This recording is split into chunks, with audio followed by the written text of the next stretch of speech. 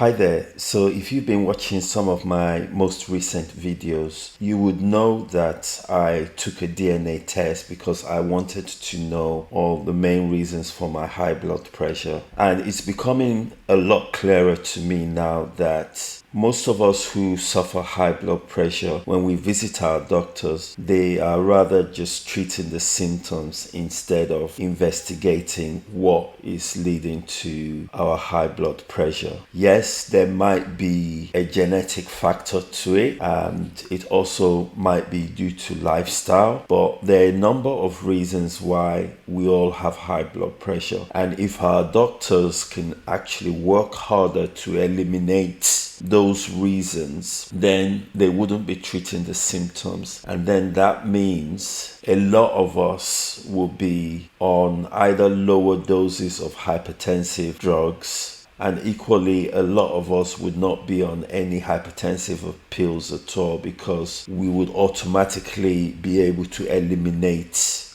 the source of that hypertension. So one of the biggest surprises to me when this DNA result came back, it said I was lactose intolerant, and I know that I have been taking dairy products for as long as I have lived, and that has been quite a long time, and I really haven't noticed any physical reaction to my taking lactose. So over the past 6 weeks or so, or almost 2 months that I've had this DNA result, I have eliminated lactose dairy products from my diet, and that has significantly improved my blood pressure readings, especially in the mornings when I wake up. So just to refresh your mind, the genetic results tested for various genes, and under those genes there were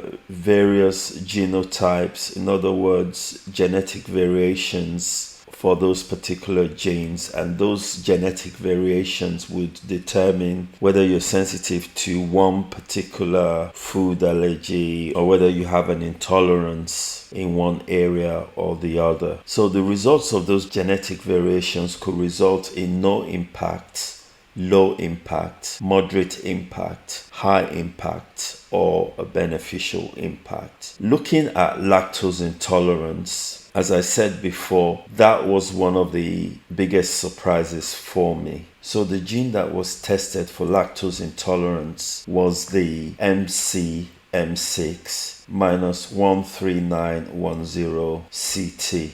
Under this particular gene, it says that adult lactose deficiency is a common condition with a decrease in the ability of the epithelial cells in the small intestine to digest lactose, owing to a physiological decline in the lactase enzyme. After ingestion of milk or other dairy products, individuals who suffer from this condition may experience abdominal cramps, bloating, distension, flatulence, and diarrhea. Fortunately for me, I didn't suffer any of these symptoms, but I would take you on to a number of research papers that kind of associate lactose intolerance with high blood pressure.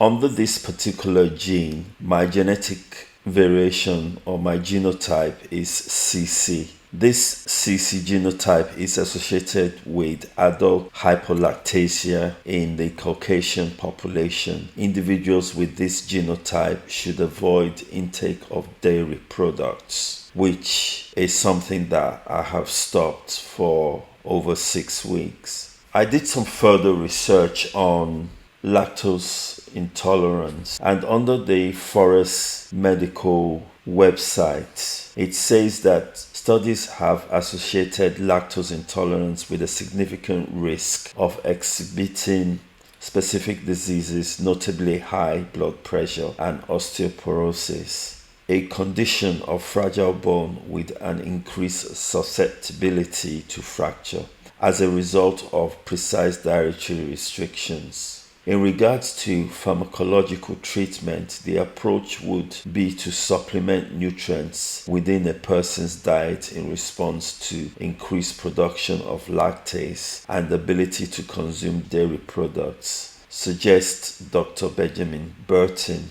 the lead researcher. So I'll put the link of this particular article in the comments below so that you can read it, but it makes for a very interesting reading.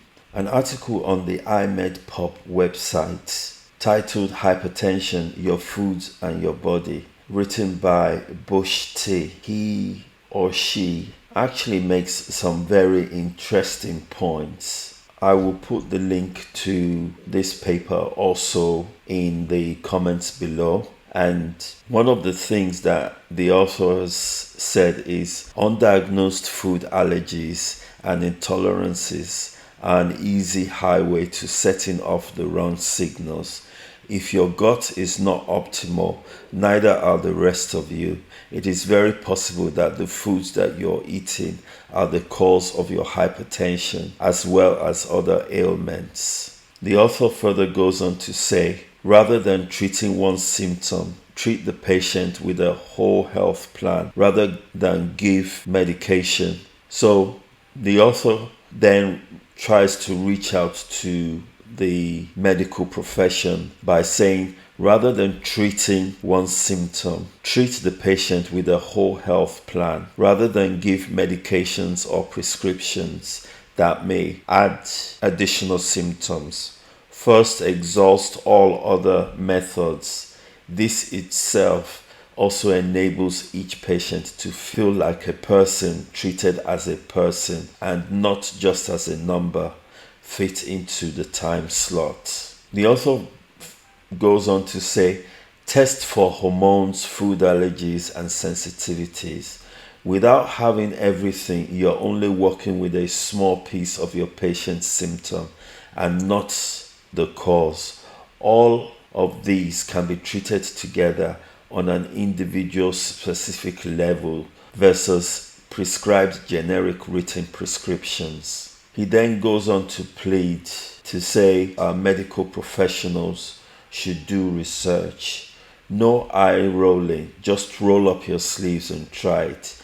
You may not agree, understand, or accept it even after you have researched these newer methods, but finding the cause of hypertension and other health issues is never about you. It's always about the patient. And that is a really important lesson for our medical profession to embrace. There's so many people out there who are on hypertensive medicines that should not be, and this is great advice targeted at the medical profession.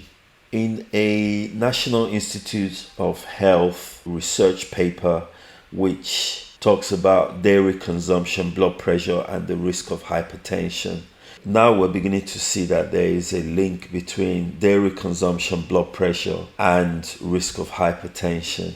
And this is an evidence-based review on recent literature. In this particular document, under the abstract, it says, in a systematic review of the evidence published from 2004 to 2009, the 2010 Dietary Guidelines Advisory Committee, DGAC, concluded that there was moderate evidence of an inverse relationship between the intake of milk and milk products and blood pressure. It goes on further in this research paper to say dairy products contain high biological value protein and essential amino acids and are a source of calcium, phosphorus, potassium, vitamins A and D in the American diet. Dairy products also provide magnesium, riboflavin, folate, vitamin E, and trace minerals like iodine, selenium, and zinc. These macro and micronutrients may individually or in combination be involved in reducing hypertensive risk. The paper further goes on to say that the 2010 DGAC concluded that a moderate body of evidence suggests an inverse relationship between the intake of milk and milk products and blood pressure. A brief summary is presented below. So if you want to read further on this document, I will put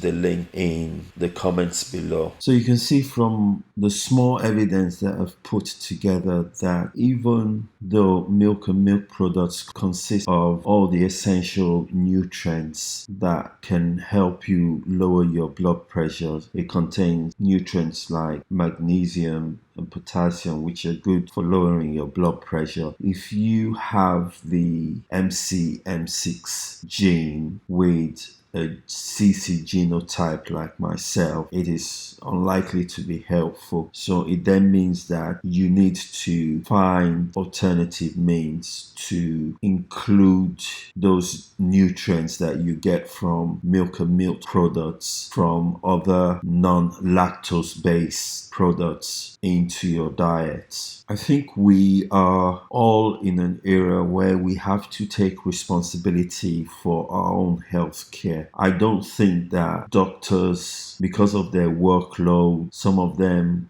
albeit well-intentioned, would have the time and the resource to actually investigate why you and I have high blood pressure. Therefore, by taking a DNA test, if you can, would help you determine what sensitivities or allergies or intolerances that you have and take action to addressing these. And by doing this, you begin to take control of your own health and you can know what to include or eliminate from your diet. So there's another gene in our body that is responsible for salt sensitivity, and you might carry the genotype that is responsible for you having a high salt sensitivity. So if you want to know more about that particular gene, why not click on the screen that is coming up, and I'll see you in the next video. Take care. Bye.